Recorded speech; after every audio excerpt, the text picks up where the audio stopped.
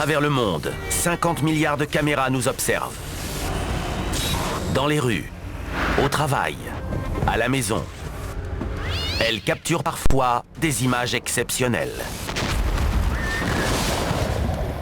C'est à se demander ce qui se passe. Vous avez vu ça? Des experts analysent ces événements inhabituels. Quelle explosion! Ça n'a aucun sens.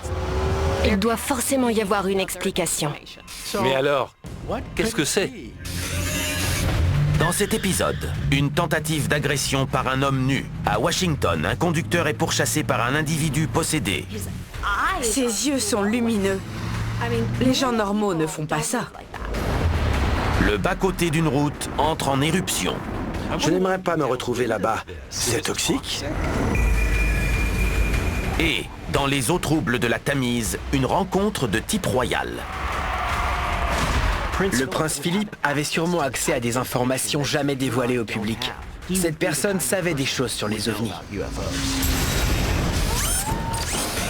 Des phénomènes étranges. C'est pas vrai. Des mystères ont été filmés. C'est hallucinant! Que cachent ces étranges vidéos?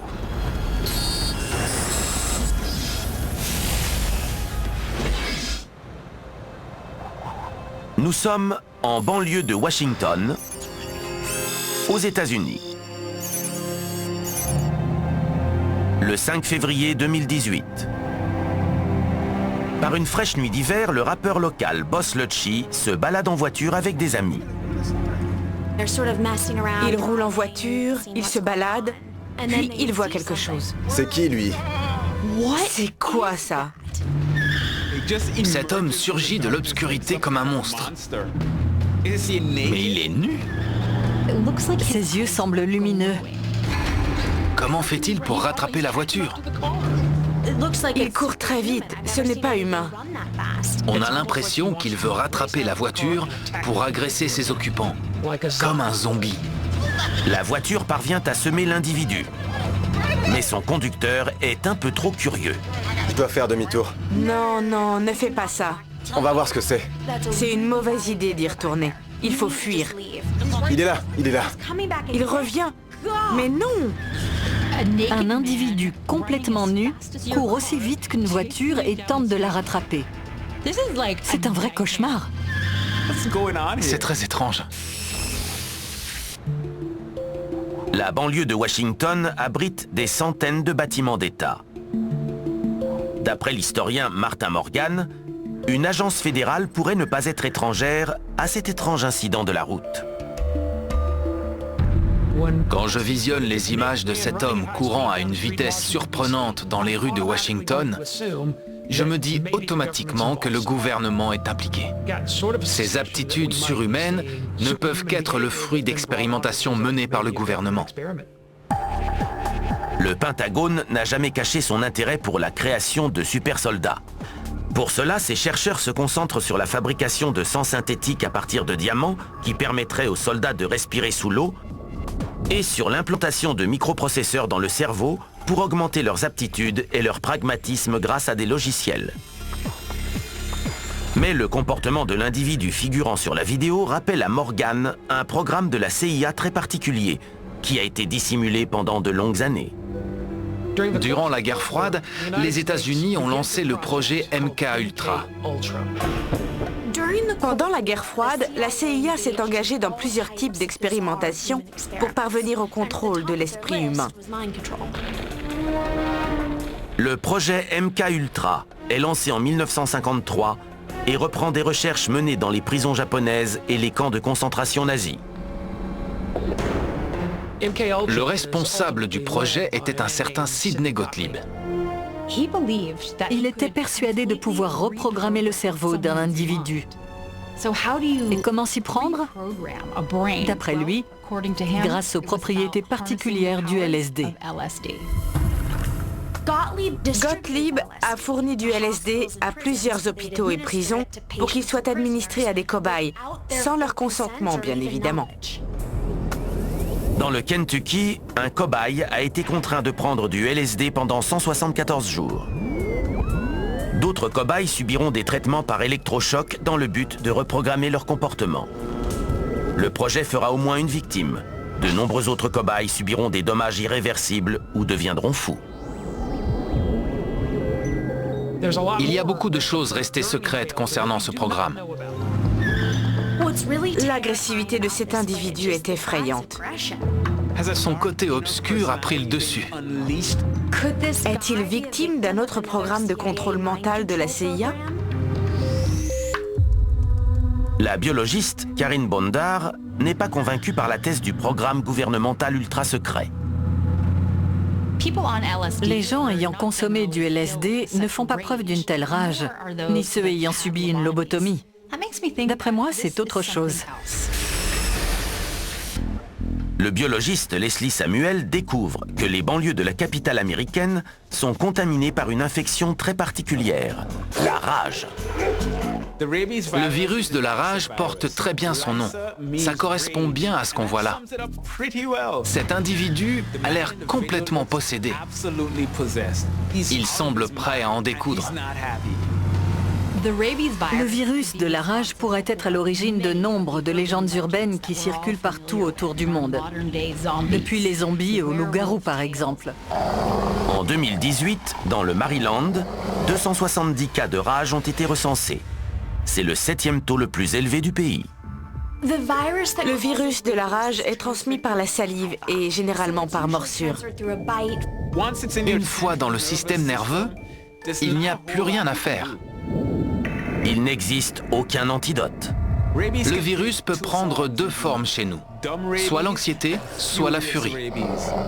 Certaines personnes touchées par le virus deviennent imprévisibles et agressives. Ces caractéristiques sont idéales pour propager le virus ensuite.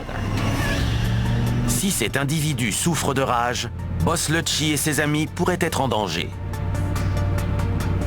Cet individu est-il à la recherche de victimes pour transmettre le virus? L'analyste Liberty Wittert n'est pas vraiment convaincu par la thèse du virus de la rage. Cet individu a l'air bien portant. Il court vite, à la vitesse de la voiture. Dans une rue de la capitale des États-Unis, un individu entièrement nu et très agressif prend en chasse une voiture. L'analyste Liberty Wittert suspecte un fléau moderne d'être la cause de ce sprint surhumain. Une nouvelle drogue psychoactive. Il y a des quartiers de Washington que les touristes ne voient pas. En dehors des beaux quartiers, certains sont violemment touchés par la consommation de drogue. C'est un véritable fléau. En 2013, un test sanguin sur 10 dans la capitale s'est avéré positif à l'Angel Dust, aussi appelé le PCP. C'est le taux le plus élevé du pays. Dans le district de Columbia, la drogue est un problème. Certaines substances rendent les gens très agressifs et peuvent donner l'impression qu'ils sont dotés d'une force surhumaine. Wittert suspecte la consommation d'une drogue de synthèse d'être à l'origine de ces images, la Flakka. Le créateur de la Flakka voulait remplacer la méthamphétamine, mais il a fini par créer un véritable monstre. On l'appelle la drogue des zombies, et a raison. D'après les chercheurs, cette drogue provoque une libération importante de neurotransmetteurs. Pas de somnolence, pas d'euphorie, pas de vacillation. Le consommateur devient très agressif. De nombreux crimes sont liés à l'usage de cette drogue, depuis des tentatives de relations sexuelles avec des arbres jusqu'au meurtre. La Flakka semble offrir à ses consommateurs une force et une endurance surhumaines. En 2018, la police de Charleston a tenté d'immobiliser un consommateur de Flakka. 11 agents ont été nécessaires à sa maîtrise. Les consommateurs de Flakka ne contrôlent plus du tout leurs pensées ni leurs actions. J'opterais pour la thèse de la Flakka. Si cet homme est sous Flakka, que se serait-il passé s'il avait rattrapé la voiture? L'individu ayant pris la voiture en chasse disparaît ensuite dans la nuit. Son identité demeure un mystère. Vu ces images, je ne voudrais pas croiser cet homme. Personne ne veut croiser un consommateur de Flakka. cet automne. C'est pire qu'une série télévisée, mais ça se passe dans la vraie vie. Des malheurs, des survivants et des victimes. Ce que vous allez voir, c'est pas beau. Les médecins m'ont dit, on comprend pas que t'aies survécu. J'avais peur d'elle. Elle m'a fait des menaces de mort. Faites un testament. Sinon, là, c'est ben du trop pour vos proches. Êtes-vous prêts pour des séries chocs? C'est l'expérience la plus intense et la plus brutale que vous pouvez vivre dans votre vie. Canal D, tout découvrir. Nous sommes dans l'état du Mato Grosso, au Brésil. Le 30 janvier 2021, à 9h40 du matin.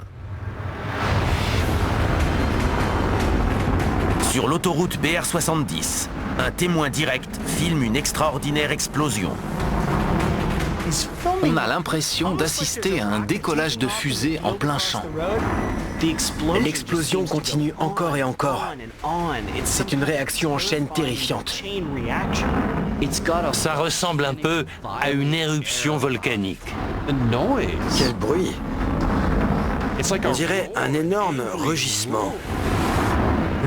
Il y a un second angle. On voit un gigantesque nuage de particules se répandre dans les airs. Qu'est-ce qui se passe? S'étendant sur 900 000 km², l'état du Mato Grosso est aussi grand que la France et l'Allemagne réunies. C'est une très vaste région. Le territoire abrite de vastes plaines, des marécages et la jungle amazonienne. L'historien Christian Cipollini suspecte l'explosion et sa fumée de provenir d'une opération militaire directement liée à la forêt amazonienne. Quand on pense activité illégale en Amazonie, on pense immédiatement à la déforestation clandestine. Mais il existe d'autres activités telles que l'orpaillage illégal. Pensez à la ruée vers l'or de 1849, mais dans l'Amazonie. De 2010 à 2020, les opérations d'orpaillage illégal dans les zones protégées de l'Amazonie ont triplé. Les activités minières ont mené à la pollution des cours d'eau locaux par le biais de mercure et autres produits chimiques utilisés durant les processus d'extraction. Et les dommages causés aux communautés indigènes vont bien au-delà de la simple pollution. Récemment, des contrebandiers ont ouvert le feu sur une tribu avec des armes automatiques. Ces derniers tentaient de répliquer avec des flèches. Mais au cœur de la dense forêt amazonienne, ces contrebandiers ont un véritable talon d'Achille. La forêt est impénétrable, au point que l'avion est le seul moyen de s'y rendre. Pour réduire ces activités illégales, le gouvernement détruit les pistes d'atterrissage clandestines. Des équipes formées à la pose d'explosifs sont parachutées dans la jungle, avec pour mission de détruire les pistes utilisées par ces mineurs. Quelques explosifs bien placés et la piste est rendue inutilisable. Est-ce possible que ce soit la destruction d'une de ces pistes qui a été filmée? L'historien militaire Martin Morgan n'est pas convaincu par la thèse de la démolition contrôlée. Ce qu'on voit sur ces images s'amplifie encore et encore. Ce ne serait pas le cas si c'était une destruction contrôlée. L'explorateur Georges Kourounis connaît très bien le Brésil. Il se rappelle que des pipelines transportant du gaz longent souvent les autoroutes du pays. Ces images pourraient provenir d'une tentative de vol. Il se pourrait que nous assistions à une opération de siphonnage de gaz se déroulant très mal. Le phénomène de siphonnage de gaz et de pétrole, pour son propre usage ou pour la revente, n'est pas vraiment une nouveauté, mais il devient de plus en plus fréquent, surtout en Amérique latine. Le géant pétrolier brésilien Petrobras a déployé plus de 10 000 km de pipeline à travers le pays, soit un quart de la circonférence de la Terre. Ce flot de pétrole continu est une cible alléchante pour les criminels. Il suffit de piocher dans ces canalisations.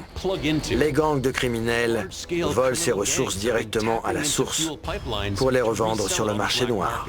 Ces gangs sont parfois très bien organisés. Les autorités brésiliennes suspectent d'ailleurs l'infiltration de certains de leurs membres au sein de Petrobras. En septembre 2016, la police brésilienne découvre en périphérie de Rio de Janeiro un de ces siphons illégaux, situé directement sous une raffinerie. Les gangs ont creusé directement sous la raffinerie. Ils savaient quel pétrole se trouvait dans quelle canalisation et comment se servir sans faire chuter la pression, ni déclencher les capteurs d'alarme. Ils ont eu le culot d'aller se servir à la source, sous la raffinerie. En cas d'accident sous terre, la raffinerie aurait pu causer des dégâts considérables. Les conséquences de telles activités peuvent être désastreuses. Ces individus risquent non seulement leur vie, mais aussi celle des autres. Au Mexique, en 2019, un siphonnage de ce genre a causé une gigantesque fuite de pétrole. Des milliers d'habitants se précipitent sur les lieux. Les gens étaient désespérés au point d'utiliser tout ce qu'ils avaient sous la main pour récupérer les litres de pétrole qui coulaient à flot de ce pipeline. Malheureusement, une étincelle ou un mégot de cigarette a incendié le tout. Et ensuite, gigantesque boule de feu. L'explosion causera 137 morts et de nombreux blessés. Si l'éruption figurant sur cette vidéo est causée par un pipeline abîmé, les conséquences pourraient être similaires. C'est peut-être un siphonnage qui a mal tourné. Au Brésil, une terrifiante explosion ne semble pas en finir. D'après l'ingénieur Nick Householder, ce nuage de fumée n'est pas causé par le feu, mais par un élément très particulier. Pas de flamme, ni de feu. Ce n'est pas de la fumée. C'est en fait de la poussière et de la terre violemment projetée dans les airs.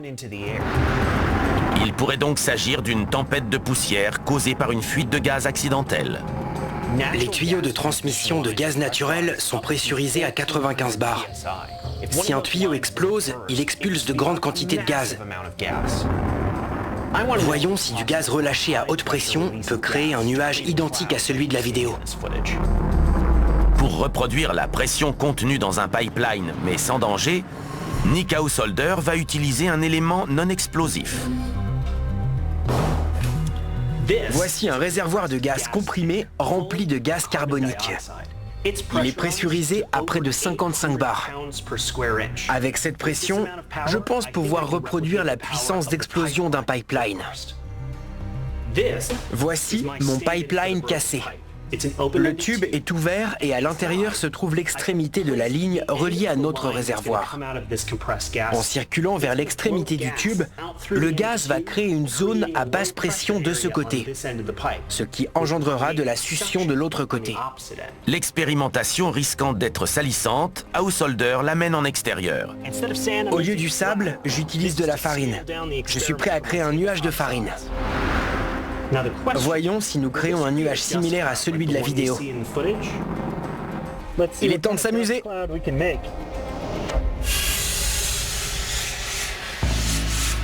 Le gaz comprimé injecté dans le tube se répand et s'extrait par l'extrémité du tuyau, créant ainsi une aspiration. C'est ce que l'on appelle l'effet Venturi. La farine est aspirée dans le tube, puis rejetée dans les airs. C'est ce qu'on voit sur la vidéo. Householder visionne ces images. C'est exactement la même chose. Le gaz comprimé est relâché et crée un effet aspirant. Il aspire la terre et les débris pour les expulser dans les airs et créer ce nuage. Plusieurs articles de journaux locaux confirment qu'une fuite de gaz massive est bien à l'origine de cet exceptionnel nuage de terre et de poussière. Quelque chose a déclenché l'explosion de la canalisation. Et c'est ce qui est à l'origine de ces images. Heureusement, seules 2 personnes ont été légèrement blessées. Aucun autre dégât n'a été déploré. Ces images nous prouvent à quel point les pipelines et ce qu'ils contiennent peuvent être dangereux. On voit donc une boule géante, faite de poussière et de méthane. Une petite étincelle et on aurait pu dire adieu à la personne qui a filmé cette vidéo. Elle a de la chance d'être en vie. Les secrets de famille, là, il y en a dans toutes les familles. Grosse surprise dans le dossier, on a retrouvé une demi-sœur. Wow. Il y a des choses qui se disent pas dans la famille, il y a des tabous, il y a des secrets. Chasseur d'héritiers, jeudi 19h30, à Canal D. Nous sommes à Londres. Le 15 août 2021. Depuis son appartement en bord de Tamise, un habitant est surpris par une étrange lumière clignotante provenant du fond du fleuve. Quelque chose se trouve sous l'eau. C'est un signal régulier et très puissant. Les clignotements sont incessants. C'est très troublant. C'est assez sinistre. L'eau de la Tamise est incroyablement trouble. Et pourtant, on voit ce clignotement. C'est comme un appel. Qu'est-ce que c'est? Quelle est sa fonction? Est-ce que c'est un signal destiné à quelqu'un? Qu'est-ce que ça peut bien être? La Tamise tire son nom du mot celte Tamesa, qui signifie le fleuve trouble. Le plus long cours d'eau d'Angleterre transporte près de 300 000 tonnes de sédiments vers la mer du Nord chaque année. Même lors des journées ensoleillées, ces eaux demeurent opaques et chargées en limon. La Tamise était si polluée qu'elle a longtemps été considérée comme un désert biologique. Mais cela va mieux et aujourd'hui, elle accueille une grande variété de créatures venues des océans qui sont parvenues à remonter son cours.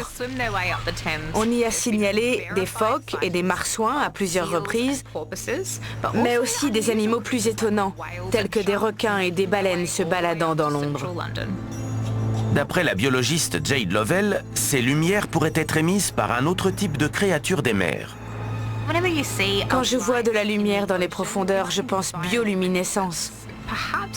C'est peut-être une créature bioluminescente qui s'est éloignée de son environnement naturel et s'est retrouvée en plein cœur de Londres.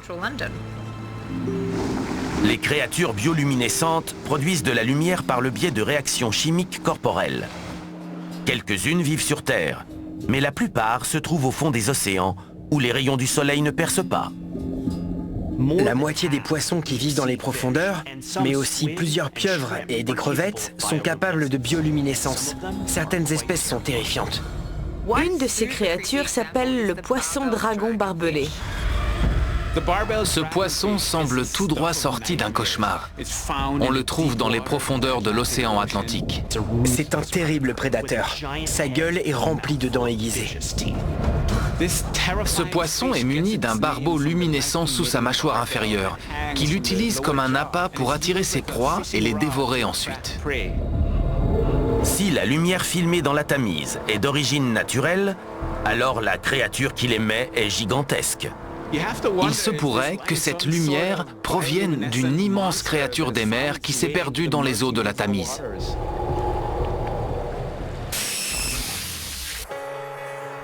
La journaliste scientifique Amy Shira Teitel se demande si cette lumière pourrait provenir de plus loin encore que les tréfonds des océans. Peut-être n'est-ce pas une créature vivante que l'on voit sur ces images, mais un véhicule. On connaît les ovnis, les objets volants non identifiés, mais il y a aussi les OSNI, objets submersibles non identifiés. Des équipages de sous-marins américains ont signalé des engins naviguant à des vitesses qu'aucun appareil actuel ne peut atteindre. Des aviateurs ont également signalé des appareils capables de voler, mais aussi de naviguer sous l'eau. Est-ce que c'est ce qu'on voit là? À Londres, dans les tréfonds de la Tamise, de mystérieuses lumières ont été filmées. La journaliste scientifique Amy Shira Teitel se demande si cet appareil est humain ou s'il pourrait s'agir d'un OSNI, objet submersible non identifié. Ces lumières étaient peut-être destinées à une célébrité londonienne. L'époux de la reine, le prince Philippe. Le défunt prince Philippe était fasciné par les ovnis. Il était abonné à plusieurs revues sur les ovnis. Le prince invitait des scientifiques à Buckingham Palace pour parler d'OVNI. Cette passion lui a été transmise par son oncle, qui a écrit un rapport officiel concernant un ovni aperçu sur l'une de ses propriétés. En 1955, Lord Mountbatten, l'oncle du prince Philippe, a rédigé un rapport officiel suite au témoignage d'un de ses employés qui aurait vu un ovni dans le ciel. L'incident s'est produit sur la propriété de Lord Mountbatten. L'employé de Lord Mountbatten, Fred Briggs, a signalé avoir vu un appareil de 9 mètres de diamètre stationné à une trentaine de mètres au-dessus du sol. Il a indiqué avoir été immobilisé par une étrange lumière bleue. Briggs prétend avoir été immobilisé au sol. L'appareil a ensuite gagné en altitude pour disparaître au-dessus des nuages. Ces lumières sont inexplicables.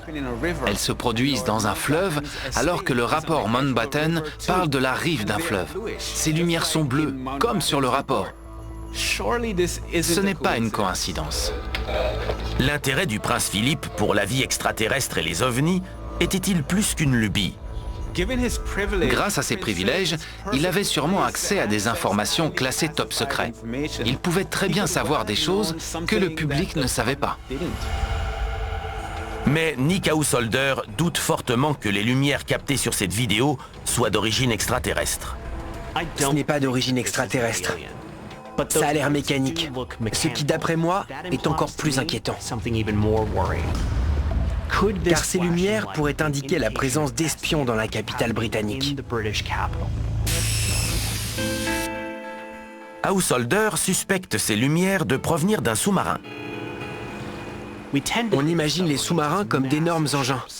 Mais il en existe de plusieurs formes et de plusieurs tailles. Les premiers sous-marins étaient destinés à une seule personne. Et aujourd'hui, il existe même des sous-marins téléguidés. Pourquoi un sous-marin d'origine inconnue s'aventurerait-il dans la capitale britannique, où ces images ont été filmées? Ces lumières ont été filmées à proximité des chambres du Parlement et du MI6, le cœur du renseignement britannique. Ces lieux stratégiques étaient-ils ciblés? S'agit-il d'un sous-marin espion? Si c'est un vaisseau étranger, c'est inquiétant. Depuis quelques années, une nation s'intéresse beaucoup à l'espionnage et la technologie sous-marine. La Chine. De très nombreux espions chinois ont été démasqués à Londres. D'après les espions britanniques, leurs homologues chinois ont pour mission de voler des données très sensibles, d'interférer dans la politique intérieure britannique et de semer la désinformation. En mer, les sous-marins chinois se permettent de s'aventurer bien au-delà de leurs eaux territoriales. En 2020, un pêcheur indonésien a croisé la route d'un drone sous-marin chinois dans les eaux bordant l'île des Célèbes. Ce sous-marin était actif et émettait de la lumière. Ces lumières sont-elles émises par un drone sous-marin chinois qui s'est aventuré en plein Londres? Après quelques minutes, l'objet lumineux disparaît dans l'obscurité trouble de la Tamise. On ne le reverra plus. Le fait que nous ignorions la source de ces lumières est inquiétant. C'est facile de dire « Oh, moi, j'aurais jamais envoyé de l'argent à quelqu'un. » Les fraudeurs s'adaptent selon la victime. Jamais j'ai pensé. En aucun moment, on a eu un doute. C'est comme une gifle. Démasqué, vendredi 20h30, à Canal D. Nous sommes à Halle, en Allemagne. Le 7 juillet 2015. Des habitants filment de menaçants nuages qui cachent le soleil. C'est assez impressionnant. Ces images sentent le danger. Très vite, c'est l'enfer sur Terre. C'est une véritable tempête. C'est plus qu'une tempête. C'est plus puissant et soudain. On a l'impression d'être dans un mixeur géant. Le bruit est assourdissant. Une symphonie de destruction. Ça me rappelle les grandes plaines américaines. Mais nous sommes en Allemagne. C'est incompréhensible. À Halle, en Allemagne, une énorme formation nuageuse provoque l'enfer. Un tel phénomène est inhabituel au cœur du continent européen. Ces images bouleversantes rappellent à l'historien Craig Gottlieb une récente découverte faite dans les profondeurs de la forêt de Thuringe en 2016. Un archéologue amateur se baladait avec un radar à pénétration de sol. Puis, il a remarqué une anomalie, et même plusieurs anomalies sous la Terre. Elles ressemblaient à des bunkers souterrains. On est en Allemagne, donc pourquoi pas? Mais ce que cachent ces bunkers est bien plus problématique. Dans ces bunkers, on a trouvé 5 objets en forme de bombes non répertoriées.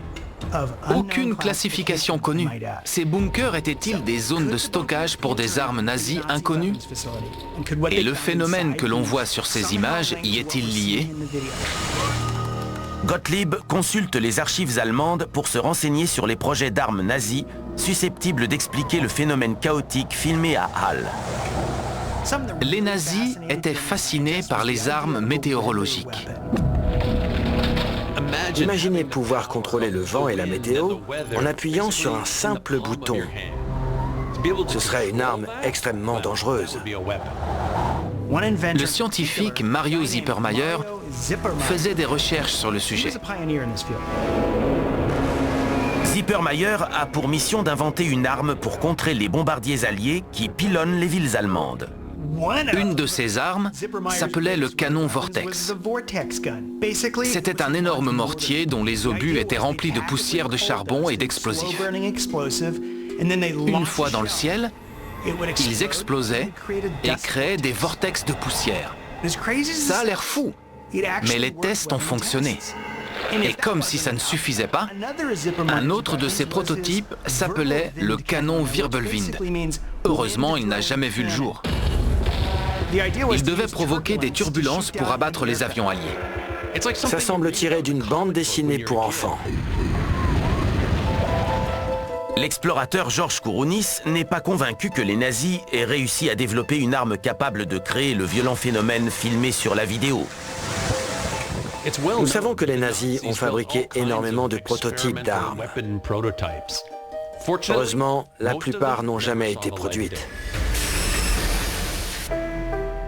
Kourounis suspecte cette violente tempête d'être causée par un phénomène météorologique exceptionnel, considéré comme l'un des plus dangereux au monde. C'est bien plus puissant qu'une simple tempête. C'est un derecho. Les derechos sont d'incroyables tempêtes. J'espère ne jamais en voir de mes yeux. Pour qu'une tempête ait droit à l'appellation derecho, elle doit s'étendre sur 400 km.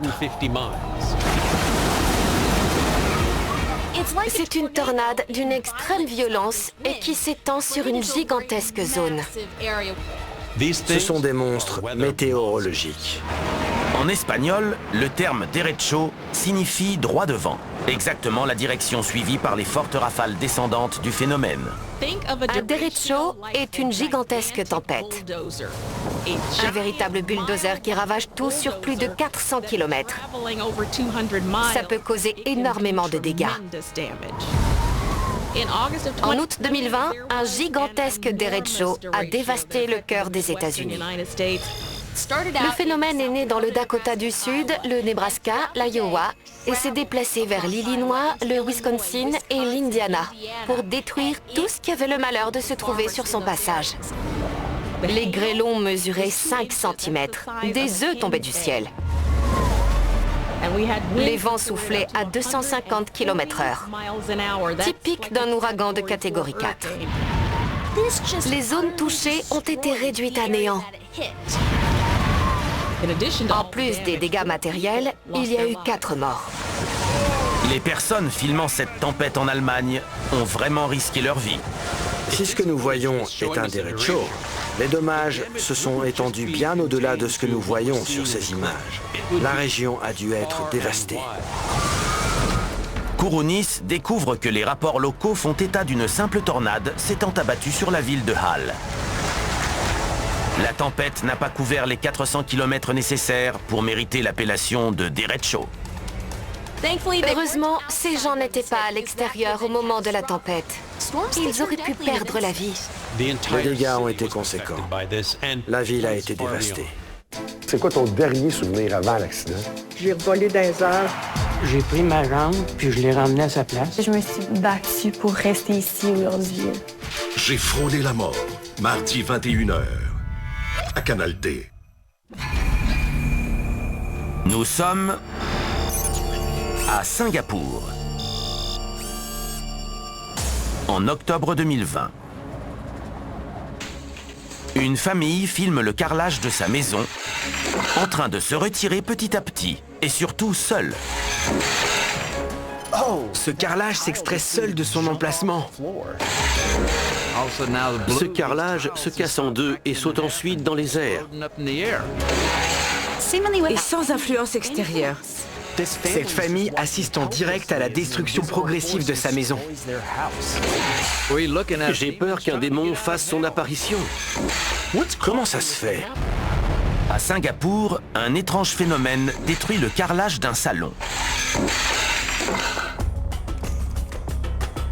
L'ingénieur Nick Householder suspecte un futur séisme d'être à l'origine du phénomène provoquant ces images. Ce phénomène pourrait être le fruit d'une activité sismique?